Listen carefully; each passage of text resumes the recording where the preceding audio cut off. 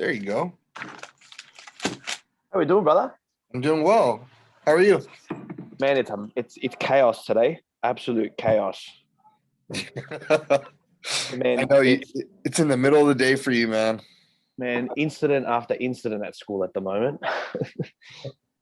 You doing okay? You're in a good spot to talk? Yeah. I told everybody that I have a medical appointment. I get messaged me and I'll come later. All right, let me try to help you out, man. I love your music. I love your fucking art, dude. Oh, cheers, man. That's much appreciated.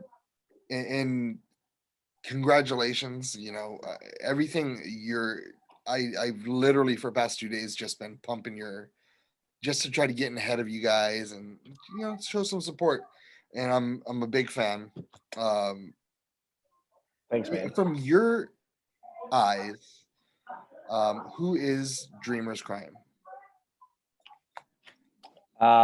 As in the band members themselves, or what we represent?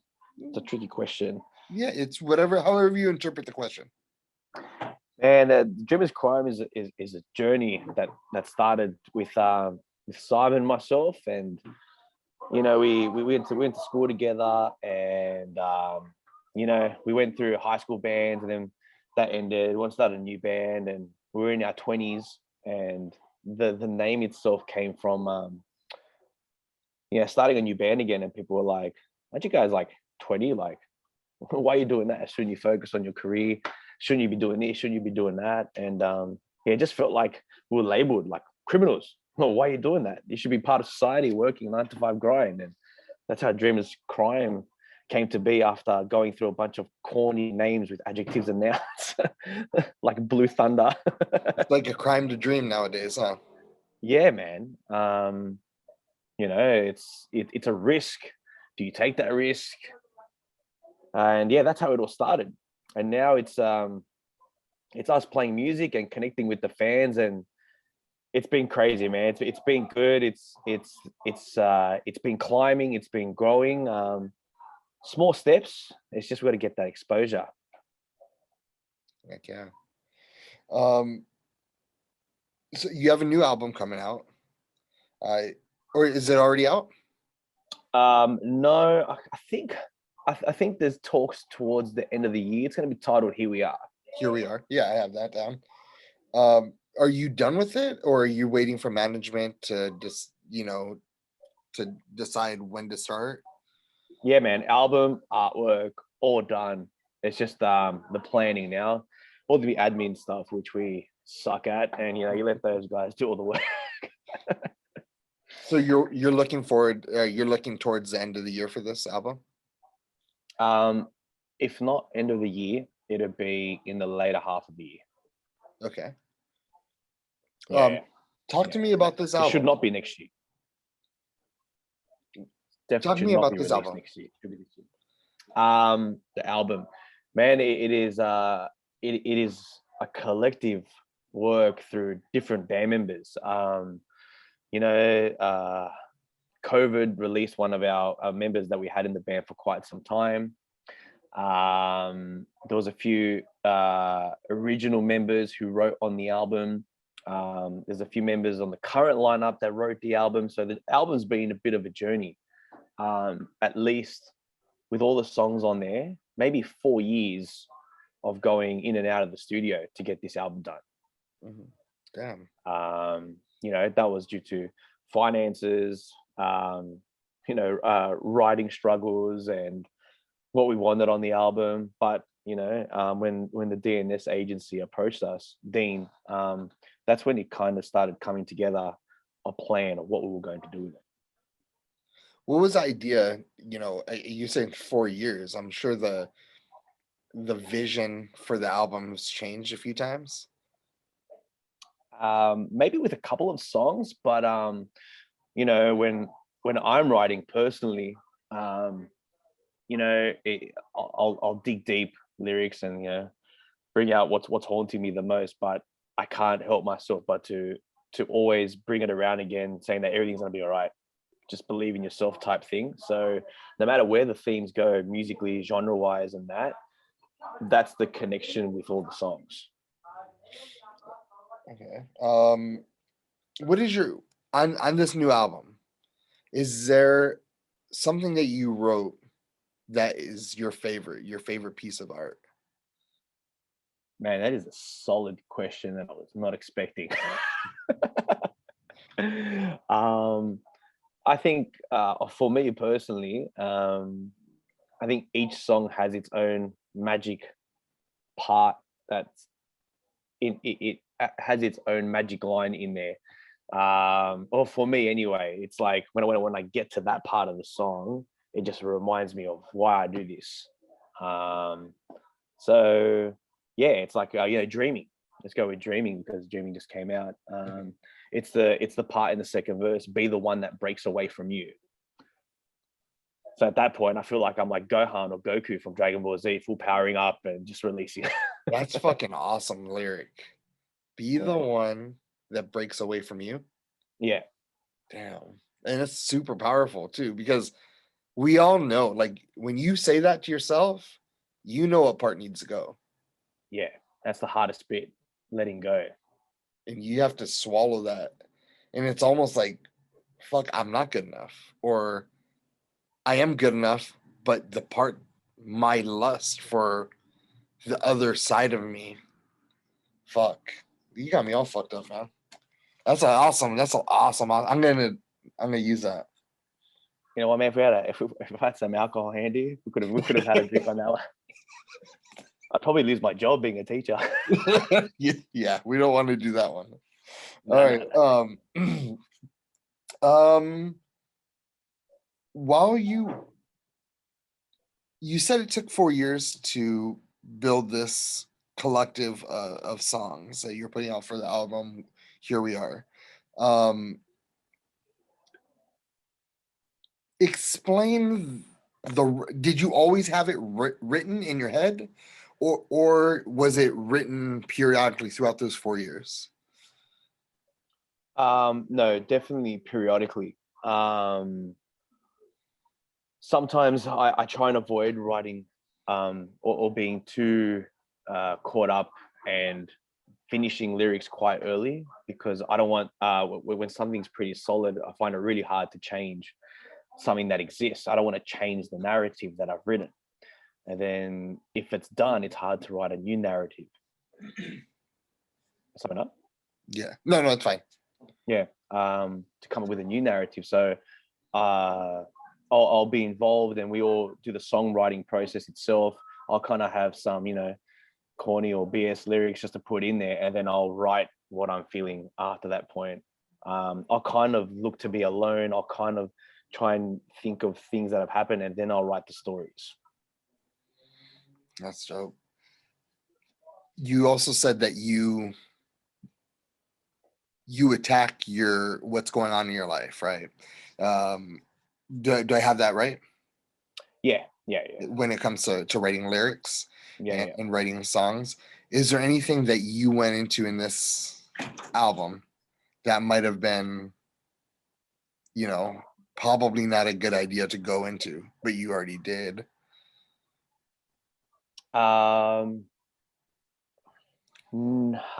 can't say I entered a territory that made me Uncomfortable. nervous. It didn't make me nervous about where it could lead. Nothing like auditioning for the Joker role or something like that. But a lot of the themes of the album, when you listen to the lyrics or read them, it's got that feeling of like oppression and control, and a lot of it comes down to being released from that. And again, how that comes from within first. And that control could come from you putting the leash or the chains on yourself, or it could be by somebody else. Yeah. So yeah, there is those demons where sometimes I feel like something's controlling me that is beyond me, or it could be next to me. But I need to keep reminding myself that you got to get yourself out of that and do what it takes and start with yourself. Yeah, I love it. So Love yeah, so you got to tackle your own insecurity first. it. So with this current lineup that you have right now, who are the names, and how long have they been with the band? Just a little bit of background about the band and people in it. Yeah, man. Simon Kapsis is like a brother to me. He's the guitarist. I've known him since we were kids, and we were the first two founding members in getting the band together, along with Michael. But Michael only recently just left the group. Adam, I met 3-4 years ago. We're both teachers at the same high school. We had a teaching conference, and we started having a couple of drinks and stopped listening to the lecturer, and we had all the mutual interests in rock and roll. And then I found out his talents and what he could do, and I quickly told him, are you in a band? You want to audition? Because our bass player back then had left, and he learned everything on the day, ready to go. Like, he was so keen. His enthusiasm to play was awesome. Same thing with Felipe, who's on drums, Felipe Martelo. He's the biggest ball of Colombian energy you'll ever meet. If he can glass that stuff, my God. I can hear it in your songs. Like his drumming is pretty dope, man. He came into the studio and we were quite shocked. So we put the audition for a drummer. He comes in and he's all hugs, man. He's never met us before. All hugs, and he's like, bro, I'm so happy to be here. I really, he's got a mad accent. He's like, I love, do you understand? I love the band. I'm a big fan of the band. And then we told him to learn a few songs, and dude, he did not miss a step. And like, he's full of positivity and enthusiasm, where he'd be like, bro, me and you, we're gonna lock up. He's gonna be fucking sick. Oh, sorry for the swearing. No, you're good, man. Yeah, he's gonna be fucking sick. You gotta lock it in. Yeah, so yeah, man, Felipe is an awesome dude, and we were so happy to have him part of the lineup. And that's so great to have somebody like that inside your world, your life, especially something you love so much, like a band, to have that positive energy, that always positive going. Like, that is I mean, what's the price of that? Like, how can you buy that? 100%. And he came in as someone that loved what we did and loved the music. So he was a genuine fan, or like, you know what I mean? So, and he wanted to join because he wanted to be a part of it, not trying out for a band and seeing what's available. Yeah. And he came at a really good time, because we had this tour at the end of I think it was 2018, 2019, like December, January. And after what had happened on that tour, we were some of the band was in a low point, and he came in at the right time to remind everyone why we did it with his energy, and it picked it all back up again. Your schedule, your work schedule is, do you have summers off? And is September? Yeah, no, you guys get a bigger break. So our summer is June to August. Yeah, ours is right? Oh no, what am I saying? That's your summer. Our summer is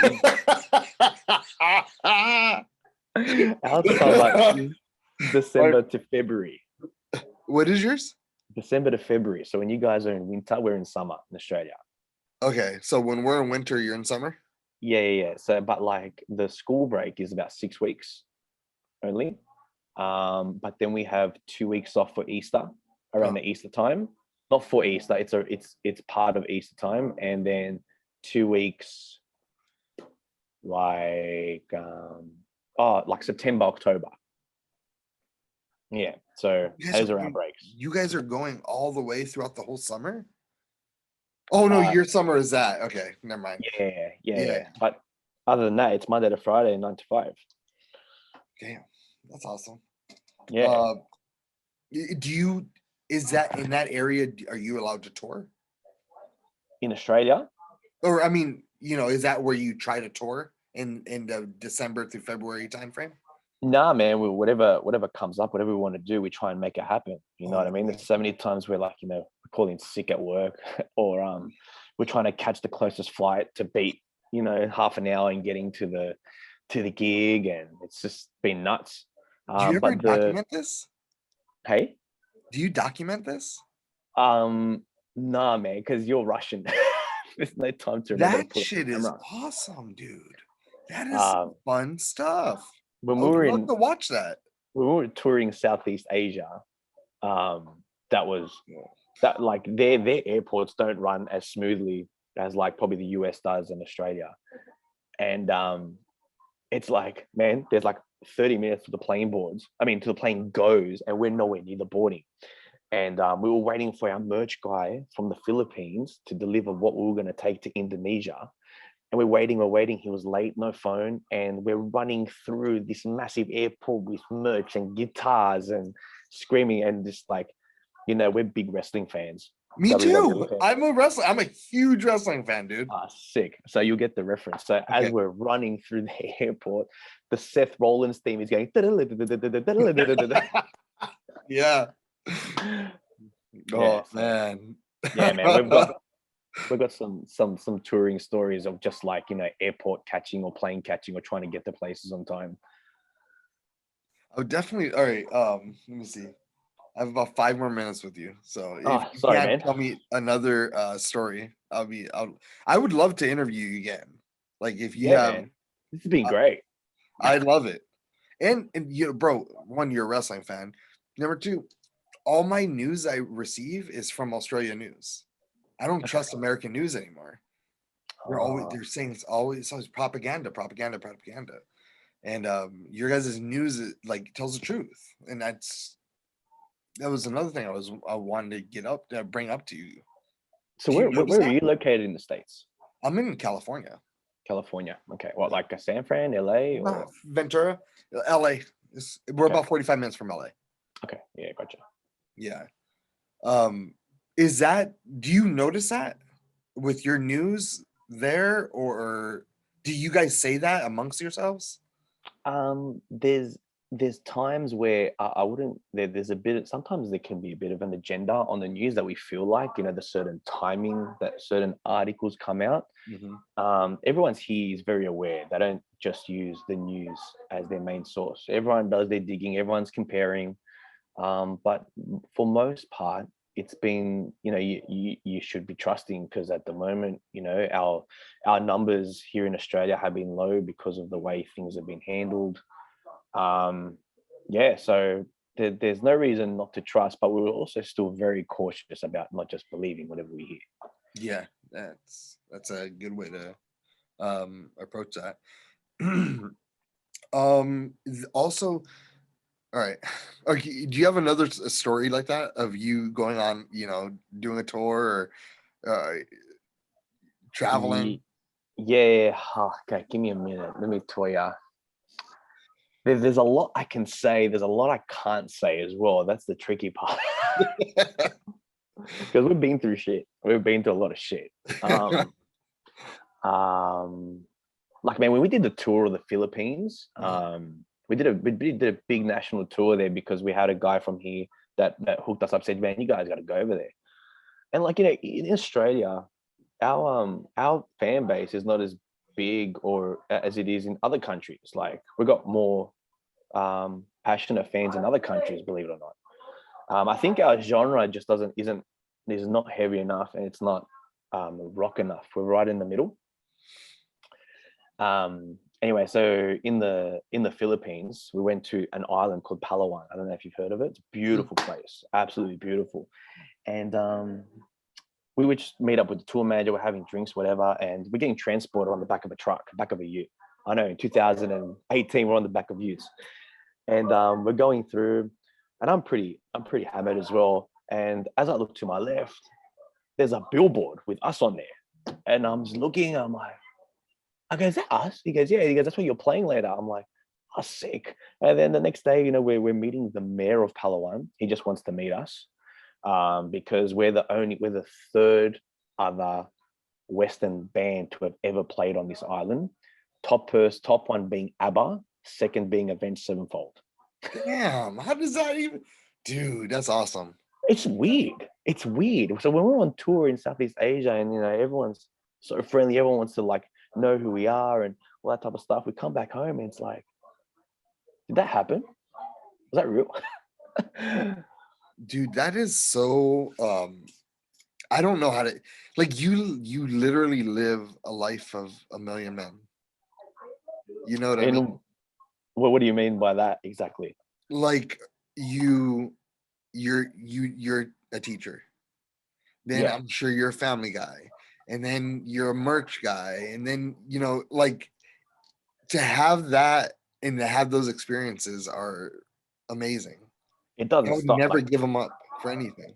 yeah, like, waking up at 4 a.m. and I just look over and I see emails from America because America's, halfway into the day. I'm like, oh, do I go back to sleep or do I wake up? I was like, no, I better answer these emails. So the band stuff starts early in the morning. Then we go to school, come back home, train, be with whoever it is that you have to be, then get back on the band stuff. We've got to write, we've got to rehearse. So it's nonstop. The schedule is hectic. For sure. And I guess my last question is, what do you feel about the product nowadays? That the WWE product with Yes, here we go. What do you Actually, feel about it? With my mate, we just started an Instagram page called Heel to Face. So we're just putting up all old moments, and we're hoping to get a podcast, not a podcast. We're hoping to do podcasting and twitching out of it, where we can all watch a pay-per-view together and everyone talks about it as we go.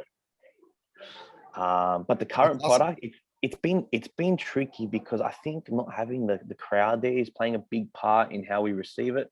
Uh-huh. It really does, man, because the wrestlers, their job is to play off what the crowd is giving in response. And you can talk about the TVs and the screens as much as you want, but it's not the same. It's not. Right. Some guys, I think, need to be given more time, and they're just starting to find their feet. A lot of fans, a lot of marks are just too harsh on the WWE. And, they'll be pro AEW or pro New Japan or Ring of Honor. It depends. But man, wrestling is wrestling. It's changed. I think it's changed. I think it's going to become more gimmicky again. I think it's on its way to being a bit more gimmicky, just not as bloody. And I don't think it'll go back to MA. Or our MA 15, I think, is your PG 13. 13? Yeah. But who's your favorite to watch at the moment? Who do you think's hot? Hot right now. I mean, Roman Reigns is, like, I never liked him before until this new character. Same, bro. Same. And I was just like, he's boring, and he is boring. Stop feeding him shit. And Tribal Chief, even that's kind of being fed, it works. He's a heel, man. He's dominant. Let's see a dominant good guy. We saw John Cena. Like, get out of here. I think John Cena will come back. Depends on his career, right? Yeah. That's why I haven't been watching Wipeout on USA Network. Yeah. But Cesaro, man, like, we all know that he's got it's trickier for him to do promos because of his English, but give him a good manager and play the cards right, man. He is an amazing athlete in the ring. He does everything. He can make any match great. But that was my favorite match in WrestleMania. Yeah. Him and Seth killed it. Killed it. And Sasha Banks and Bianca Belair. Actually surprised me so much that I liked it. I'm not a big Bianca Belair fan, but I love, ever since Sasha was in NXT, she was my favorite. My man, hey, I appreciate you so much. Go handle your shit, and thank you. Hey, man, it's honestly been a pleasure. Thanks heaps. All right, man. Take care of yourself. See you, brother. Bye.